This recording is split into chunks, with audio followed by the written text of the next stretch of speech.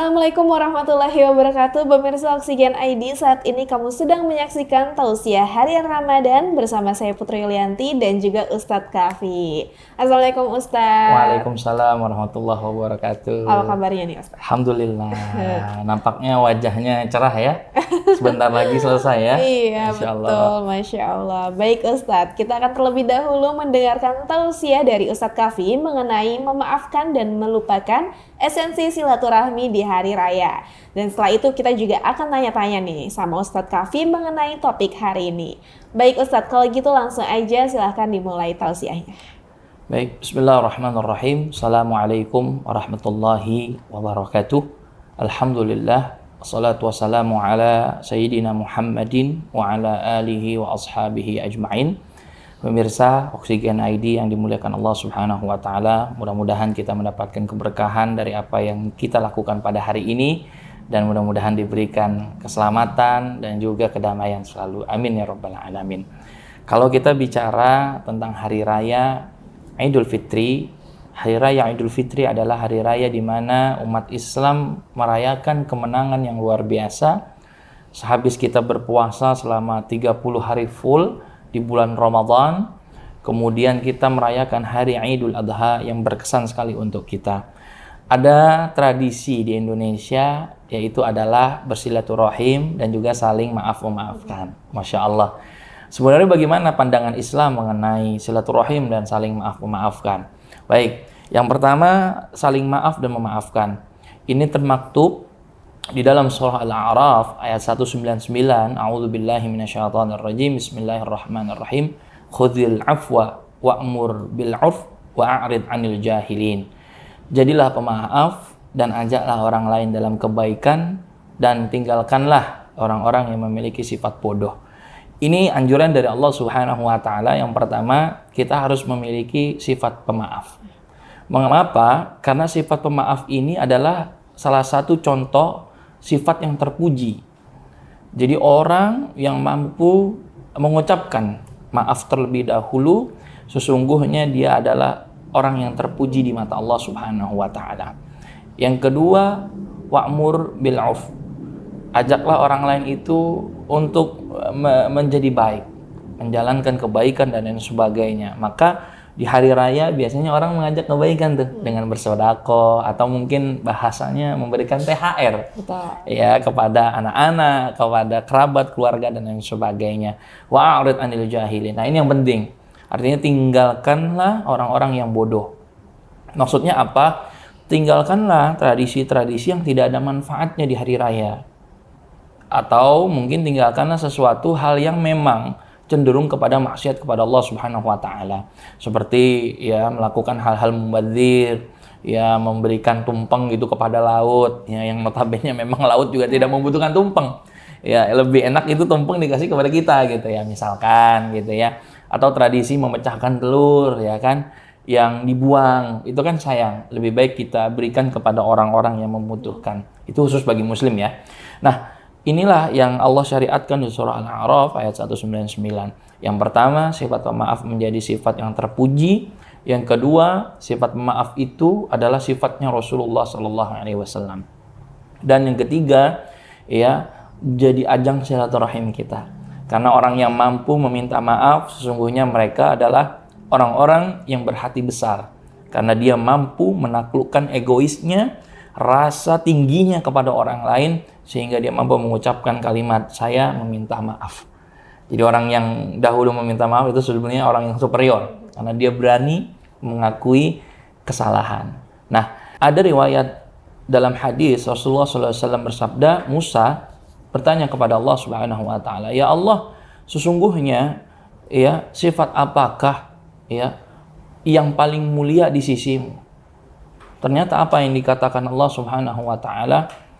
Orang yang memaafkan padahal dia mampu untuk membalas. Masya Allah.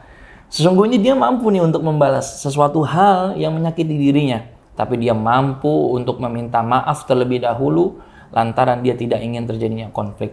Maka dengan maaf ini berkaitan dengan silaturahim. Orang yang sering meminta maaf dia akan terjaga silaturahimnya. Walaupun ya Setelah itu dia melakukan kesalahan lagi nih, menceng-cengan gitu ya, misalkan bertemu dengan keluarga ya kan tanpa sadar body shaming gitu, kok kamu gemukan, badan gendut dan lain sebagainya. Itu kan udah dosa lagi tuh, ya kan, tanpa sadar gitu, udah dosa lagi tapi dimaafkan lagi. Ya artinya ketika orang itu minta maaf, dia berani, akan terjalin silaturahim.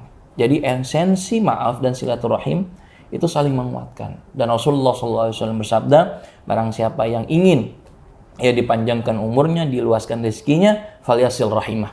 Barang siapa yang dia ingin itu semua, maka jalinlah silaturahim dengan dihiasi ya maaf memaafkan. Maka tradisi kita di hari raya ini kita hiasi dengan maaf memaafkan dan juga saling silaturahim, hindari maksiat kepada Allah agar rahmat Allah turun kepada kita semua. Amin ya rabbal alamin. Amin. Terima kasih Ustadz atas tausiahnya. Baik pemirsa Oksigen, setelah ini ada pertanyaan yang mau kita tanyakan kepada Ustadz Kafi setelah yang satu ya.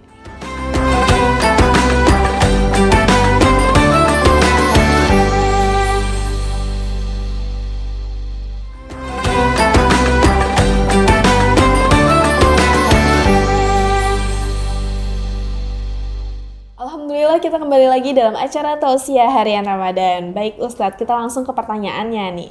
Apa sih manfaat spiritual dan memaafkan di Hari Raya Idul Fitri bagi kehidupan seorang muslim? Masya Allah. Baik, bismillahirrahmanirrahim. Salah satu manfaat spiritualnya adalah mengajarkan kerendahan hati seseorang. Orang yang mampu meminta maaf dan memaafkan orang lain menandakan bahwa dia memiliki hati yang rendah hati. Jauh daripada kata sombong. Dan juga jauh daripada kata marah. Kata Nabi Muhammad SAW, ya la taghdab walakal jannah. Janganlah kalian itu marah. Apalagi marahnya itu terus menerus. Tidak sampai maaf-memaafkan. Lebaran tidak datang gitu ya. Tidak minta maaf-memaafkan. Nah, walakal jannah. Kalau dia bisa menahan emosi itu, amarah itu, maka baginya surga. Oleh karena itu, orang yang dia mampu meminta maaf dan memaafkan orang lain, menandakan dia memiliki sifat rendah hati. Jauh daripada kesombongan. Yang kedua, menambah ketenangan jiwa. Seakan-akan orang yang penuh dengan beban kesalahan, kemudian dia mengungkapkan kepada orang lain, saya salah, saya minta maaf. Kemudian orang itu memaafkan, maka hati akan merasa tenang. Nah, hati yang tenang ini yang jauh lebih mahal daripada materi apapun. Terkadang kita ada mengingat peribahasa, 1000 teman itu sedikit, tapi 1 musuh itu begitu banyak. Oleh karena itu, kalau bisa di dalam hidup kita itu jangan sampai kita punya musuh. Justru kita perbanyak teman, sehingga apa? Sehingga kita merasakan ketenangan yang luar biasa dalam hidup kita dan kita fokus ya mencari rizki, mencari nafkah, bekerja dan lain sebagainya dalam rangka dekat dengan Allah Subhanahu wa taala. Baik. Kemudian bagaimana nih? Kita bisa ikhlas memaafkan terutama jika luka yang ditinggalkan itu sangat mendalam. Oke. Bagaimana kita bisa ikhlas ya? Memaafkan terutama jika luka kita itu sangat mendalam. Yang pertama adalah ketahui bahwa kita hidup di dunia itu adalah darul imtihan. Dunia itu adalah tempatnya ujian. Jadi kita harus sadari bahwa yang kita lakukan ini adalah ujian dari Allah Subhanahu wa taala. Ada ujian yang memang Allah berikan kepada kita khusus dengan penyakit untuk menggugurkan dosa-dosa kita. Ada juga ujian yang diberikan kepada kita melalui rasa yang sakit hati yang tak kunjung selesai. Itu ujian yang luar biasa. Oleh karena itu, ujian yang ditimpakan kepada kita dengan rasa sakit hati haruslah kita sikapi dengan bijak. Dengan rasa maaf, artinya kita tidak lagi ada urusan dengan dirinya. Kalaulah memang hati kita tersakiti ya dengan perilaku seseorang gitu ya, kita maafkanlah. Masalah dia meminta maaf kepada kita, ya terserah, wallahu a'lam. Yang penting hati kita terbebas daripada rasa benci, dengki, iri kepada orang lain. Karena jujur, ketika hati kita tersakiti, rasa ingin membalas itu pasti ada. Betul. Saya akan balas dia, saya akan musuhi dia, bahkan 2 kali lipat. Kan seperti itu. Tapi apa yang tadi dikatakan Rasulullah SAW, orang yang paling mulia di sisi Allah, orang yang mampu memaafkan, padahal dia mampu membalas. Itulah yang disabdakan oleh Rasulullah SAW. Wallahu a'lam. Baik, lalu bagaimana nih cara Rasulullah mencontohkan memaafkan kesalahan sesama, terutama dalam momen-momen penting seperti Idul Fitri?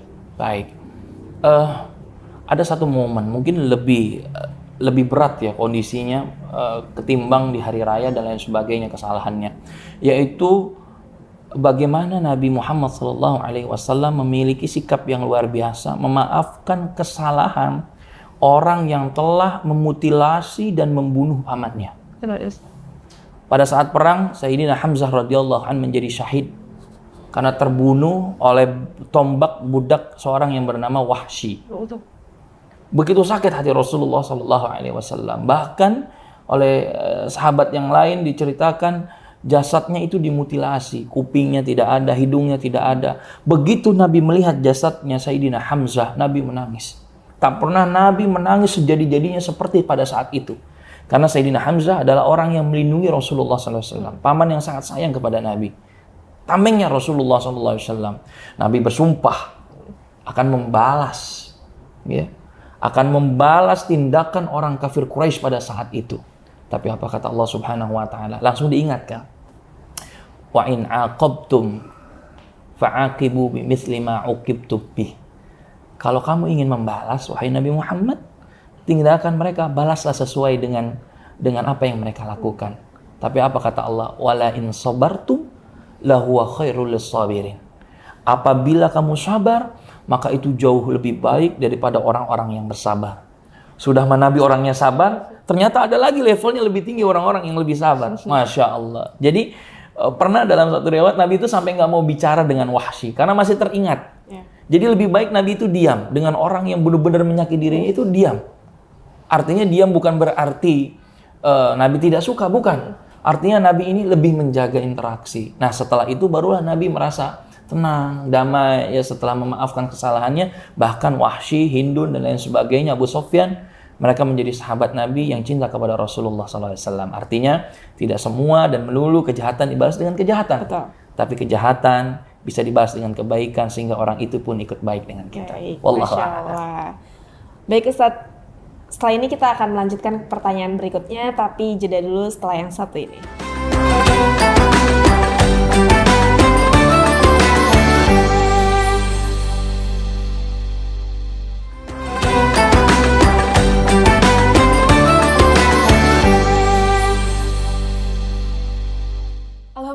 Balik lagi di acara Tausiah Harian Ramadan. Baik Ustadz, apa pentingnya mengucapkan permohonan maaf secara langsung dibandingkan hanya melalui pesan teks di hari raya? Ya, Masya Allah, ini kebiasaan kita ya di Indonesia. Tak kala kita tahniyah, memberikan selamat atau memberikan ucapan selamat hari raya Idul Fitri, memohon maaf itu biasanya by teks ya. Ya, lagi-lagi yang pernah saya sampaikan bahwa teks itu tidak bisa mewakili bahasa verbal. Artinya tidak bisa tulisan itu mewakili ucapan dari seseorang. Ya, dia hanya mewakili ya sebahagian daripada kata-kata orang tersebut. Maka lebih baik meminta maaf secara langsung itu lebih afdol. Karena kita lebih mengerti dan paham bagaimana intonasinya, konotasinya, kesungguhannya dalam meminta maaf dan juga memaafkan. Betul. Ya, sedangkan teks itu kan tidak bisa sepenuhnya mewakili. Ya, seperti ada pembicaraan ya, di beberapa kita kan ya, misalkan ada kamu jalan dengan siapa gitu kan. Ya kan itu kan beda tuh. Ada yang bilang kamu jalan dengan siapa gitu kan, atau kamu jalan dengan siapa gitu. Beda nada. Iya, atau mungkin ada tanda tanya, ada seru atau apa. Ada yang mungkin balas cuma titik doang gitu kan. Itu saya bilang benar-benar nggak bisa mewakili. Jadi ya mungkin bolehlah sebagai formalitas kita mengucapkan itu dengan teks gitu, tapi lebih bagus lagi dengan teman dekat, kerabat, keluarga itu langsung mengucapkan, dan itu lebih afdol. Karena gini, bahasa yang sudah terucap itu akan tersampai kepada orang yang mendengarkan. Sedangkan teks hanya dilihat, belum tentu didengar dan kemudian masuk ke hati. Tapi ketika kita sudah mengucapkan, menandakan keseriusan kita bahwa kita benar-benar meminta maaf dan juga memaafkan kesalahan daripada orang lain. Wallahu a'lam. Baik, lalu gimana nih Ustadz? Jika kita sudah menurunkan ego untuk meminta maaf, tapi kita masih mempunyai rasa kesal dengan orang tersebut. Baik, yang pertama ada doa sebenarnya. Yang ini bisa diamalkan buat pemirsa sekalian untuk terhindar daripada yang namanya rasa sakit hati. Ya. Yang pertama doanya adalah Allahumma hfadz sam'i. Ya Allah, jagalah pandanganku. Allahumma hfadz basari. Allahumma hfadz sam'i. Ya Allah, jagalah pendengaranku. Wahfadz ghaidha qalbi. Dan jagalah gejolak hati aku. Jadi doa ini meminta kita dijaga pendengaran kita, pandangan kita, dan hati kita. Kenapa? Karena semua itu yang kita rasakan datang dari mata yang kita lihat. Semua sakit hati itu biasanya datang juga dari sesuatu hal yang kita dengar. Dan setiap rasa sakit hati itu datang daripada apa yang kita rasakan di dalam hati. Maka kita mohon perlindungan kepada Allah dengan doa ini. Yang kedua, mulailah pelan-pelan kita memaafkan orang tersebut. Dan hilangkanlah benaknya dalam pikiran kita. Ya artinya kita jaga jarak, jangan sampai itu menjadi beban diri kita untuk maju. Karena sakit hati itu jikalau dipendam dan tidak dikeluarkan, tidak dibebaskan, itu akan menjadi penyakit untuk kita sendiri. Pun nanti kita kelak akan menjadi sama dengan orang tersebut. Karena hati kita masih ada racun. Masih jauh memaafkan, sehingga hati kita sakit, justru kita menginginkan keburukan kepada orang tersebut. Ya udah, mudah-mudahan hancur bisnisnya. Kan gitu. Biarin mudah-mudahan ini dan lain sebagainya gitu. Tapi kalau kita benar-benar melatih memaafkan, ya udah biarin. Emang jalannya. Emang seperti itu dan lain sebagainya. Saya sudah maafkan. Insya Allah Allah akan melapangkan hati kita. Alam nashrah laka sadrak wa wada'na anka wizrak alladhi anqadha dhahrak wa rafa'na laka dhikrak fa inna ma'al usri yusra inna ma'al usri yusra fa idza faragta fansab wa ila rabbika farghab. Jadi hati kita itu sebenarnya sudah dibuka oleh Allah Subhanahu wa taala, sudah dilapangkan. Jangan dibuat sempit. Ya. Yang membuat sempit itu manusia sendiri. Oleh karena itu lapangkan hati kita lebar-lebar oleh orang yang telah menyakiti kita, buka pintu maaf yang selebar-lebarnya, dan kita juga mau memaafkan kesalahan orang lain. Allahu a'lam. Baik, Masya Allah. Baik Ustadz, saat ini kita sudah berada di penghujung acara. Dan kita juga sudah mendekati waktu berbuka puasa. Dan terima kasih untuk pemirsa Oksigen ID yang telah menyaksikan tausiah harian Ramadan kali ini. Semoga bermanfaat ya untuk kita semua. Sampai jumpa di program tausiah harian Ramadan tahun depan. Saya Putri Yulianti dan juga Ustadz Kafi pamit undur diri. Wassalamualaikum warahmatullahi wabarakatuh. Waalaikumsalam warahmatullahi wabarakatuh.